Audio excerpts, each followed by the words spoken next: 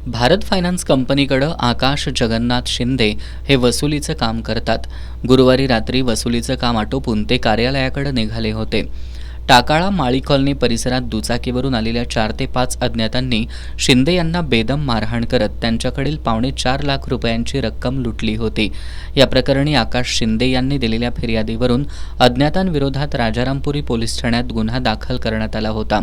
दरम्यान या गुन्ह्याचा समांतर तपास करताना स्थानिक गुन्हे शाखेच्या पोलिसांनी अत्यंत कौशल्यपूर्णरित्या तपास करत शिंदे यांनी ज्या महिलेकडून कर्जाची रक्कम वसूल केली होती तिच्याच मुलानं साथीदारांच्या मदतीनं कट रचून ही लूटमार केल्याचा प्रकार उघडकीला आलाय। या प्रकरणी स्थानिक गुन्हे शाखेच्या पोलिसांनी सनी शिंदे, किरण वैदू, अभिजित आवळे, विजय कदम आणि रोहित कदम या 5 जणांना ताब्यात घेतलंय।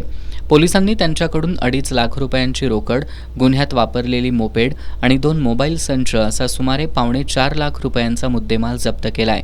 पोलीस निरीक्षक रवींद्र कळमकर यांच्या मार्गदर्शनाखाली सहाय्यक पोलीस निरीक्षक चेतन मसूटगे, गजानन गुरव, वैभव पाटील, संतोष बर्गे, प्रदीप पाटील, महेंद्र कोरवी, विशाल खराडे, विलास किरोळकर यांनी या कारवाईत सहभाग घेतला।